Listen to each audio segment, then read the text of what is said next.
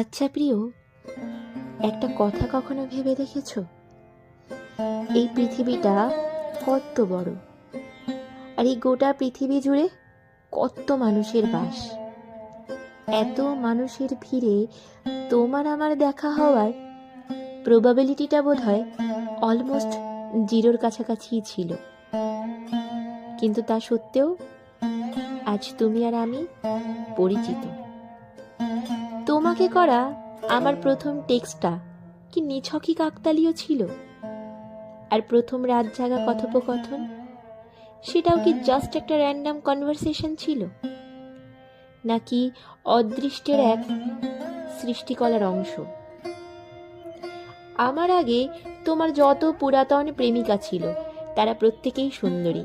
কেউ টুকটুকে ফর্সা, কারো নাকটি কালো, আবার কারো কাজল চোখ হরিণকেও হার মানায়। তবুও এই সাদা মাটা শ্যামলা মেয়েটাকে কেন ছেড়ে যেতে পারলে না? কেনই বা তোমার কোনো অতীত আমাকে কখনো ভাবালো না?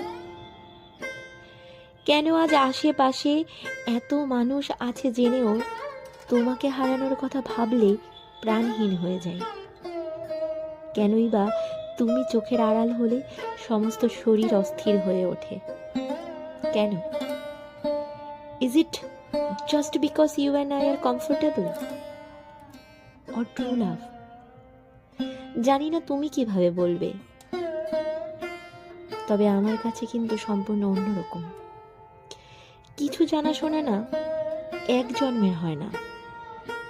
তোমার আমার সম্পর্কটা শুধু এ জন্মের নয়, বেশ কিছু জন্মের।